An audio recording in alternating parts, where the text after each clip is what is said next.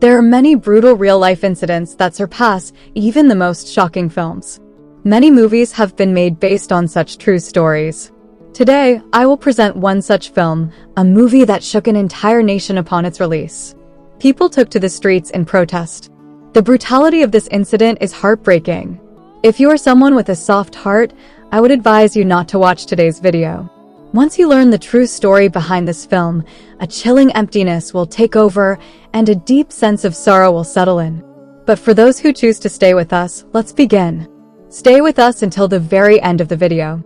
Today, I will explain the 2013 Korean movie Hope. The movie begins in a beautiful and serene manner, just like the calm before a storm. This is the story of an 8-year-old bright and innocent girl named So-hana, who was born into a lower middle-class family. She has a small family consisting of her 5 months pregnant mother and her father mechanic working as a laborer in a steel factory. Due to her father's low income, the family constantly struggles with financial hardships. To help manage expenses, So-hana's mother does housework while also running a small confectionery shop. So-hana often complains about her parents' busy schedules. Why doesn't her mother tie her hair?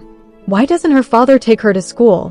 One such rainy morning, after a minor disagreement with her school friends, So-hana gets upset. She sets off for school alone. Holding a yellow umbrella over her head, she walks slowly with tiny steps. Just 10 more steps, and she would have reached her school. At that very moment, a strange middle-aged man wearing a torn overcoat suddenly stands in front of her. Soaked in the rain, the drunken man says to So-hana, "Little one, your umbrella is so beautiful.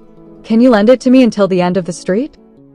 Trusting him with her innocent heart, little So-hana unknowingly falls into the trap of a monster disguised as a human. The drunken man covers her mouth and forcefully drags her into a nearby abandoned warehouse. The man whom So-hana wanted to help as a human, So-hana sees his true demonic form. The humanoid beast inflicted inhuman torture on little So-hana. The injury scarred her face. Nose pinched, mouth and face tortured her so that he could not scream. An 8-year-old girl So-hana was brutally raped by this man, then left bleeding and half dead in an abandoned godown. So-hana called 911 for help with the mobile lying nearby. When the police and ambulance rescued little Sona, she was in critical condition. The injured frozen body was taken to the hospital. The parents came to the hospital after receiving a phone call. They saw that their little girl was fighting with death.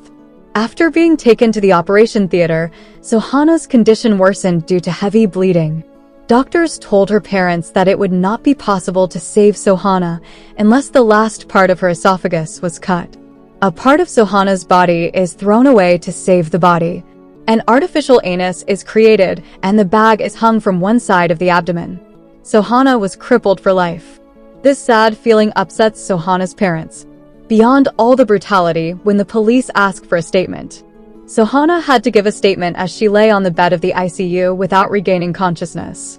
She had to open her mouth and say every word of that miserable day. Thinking about So-hana's future, her parents never wanted anyone in the world to know about this incident, but nothing is suppressed because of journalists and TV media. Even from a devastated So-hana on her deathbed, reporters rushed to the hospital to get a statement. To save her from such cruelty, the father started running with his daughter in his arms. So-hana's physical condition worsened as a result of prolonged hatching. The 5 months pregnant mother could not bear it and fell ill herself. In reality, I may not be able to explain this story to you properly. Meanwhile, So-hana's father became completely destitute while trying to arrange money for his wife's and child's treatment. He had to take loans from various places. He had to extend his hand for help to the neighbors. With the relentless efforts of the doctors and nurses, So-hana gradually began to recover. Although she became physically well, she was left emotionally numb. So-hana stopped talking to anyone, as if she had lost her voice. Overwhelmed by extreme sorrow and shame, she didn't even want to face her father. Was her father also like that drunken beast? This unclear question lingered in So-hana's mind. At this time, Suk and his social child welfare organization Sunflower stepped in. This organization provided psychological support to children who were victims of sexual abuse and violence. Following Suk's advice, So-hana's loved ones tried to bring her joy by dressing up as her favorite cartoon characters. To bring a small smile to her face, they rented costumes, and her mother, despite the heavy outfit, danced and sang to entertain her. Even So-hana's father put on a cartoon costume to make her feel better. Could a father really stay away from his sick daughter? Instead, every night, every moment, he came to her in disguise, in the schoolyard, on the streets, or in the hospital. Dressed as So-hana's favorite cartoon character, her father stayed by her side. With everyone's support, she slowly started to recover. But even after regaining her physical health, So-hana didn't want to return home. How could she face her friends? Wouldn't everyone despise her? These worries consumed her. Could she return to those familiar streets where the most horrific tragedy of her life had occurred? However, the very neighbors and friends from whom So-hana and her family had wished to hide in shame stood by them like a protective shield. When she finally returned home, she found her friends had filled her house with little stickers and notes welcoming her back. Her neighbors had cleaned and decorated the house. Even the friend who always argued with So-hana promised never to fight with her again. They vowed to stay together and never let So-hana be alone again. When someone is trapped in the darkest moments of despair, only the support of others can bring them back into the light of hope.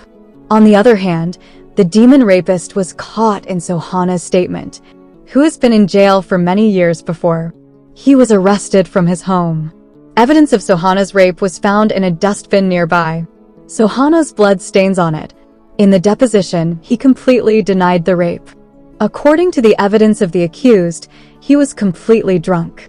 He does not remember any incident. His testimony was completely false. Humanoid inhumans commit heinous crimes like child rape even when they are drunk. There is no CCTV footage of the time of the kidnap. Accused did not put any evidence. So-hana's deathbed testimony is of little value under the baseless rules of a strange judicial system. So-hana was again called to the court. The little girl was asked questions. The defendant's lawyer asked him, "Did you smell alcohol from the rapist's body?" So-hana admits that she smelled strong liquor from the rapist's body. The accused continued to plead innocent only because he was intoxicated and incoherent. He was jailed for only 12 years for the worst crime. Punishment to cripple the little girl mentally and physically for life. Only 12 years is served without penalty. The entire courtroom erupted in protest. The atmosphere became heavy with So-hana's mother's helpless cries. So-hana's father went towards the accused with a piece of heavy wood in his hand, losing consciousness due to grief. He wants to kill the criminal with a house on his head. What is called a futile attempt for justice that the court could not do. Surely, no one cares about the pain of the father for the sake of the child, the fear of jail or hanging. Little So-hana runs and stops her father. He says, "Father, please go home. I will go home." Despite all these efforts, So-hana and her family returned empty-handed with the burden of injustice meted out to them. No matter how big the accident, no matter how long the dream night, time doesn't stop. Suppressing the memory, So-hana's family moved forward. And even if his childhood is not as fast as that of normal children, he still dreams of living with his younger brother and parents. Viewers hearing this far, your mind may be heavy with depression. But listen now how cruel the reality is. Based on a true story, Asami Shushi of this movie was released in 2020 after 12 years of imprisonment. In a world where So-hana, who was raped at the age of 8, struggles to survive alone. Criminals are walking freely in that world. How much reason is this unwanted judgment in the rules made by people? Or being born as a woman is a crime in the world? Rape is not just an accident, rather a gross injustice, which can destroy a girl and her family. In short, this was the story of the much-discussed Korean movie Hope. If you haven't seen the movie yet, you can watch it. Share the video with your friends and loved ones. Comment your opinion.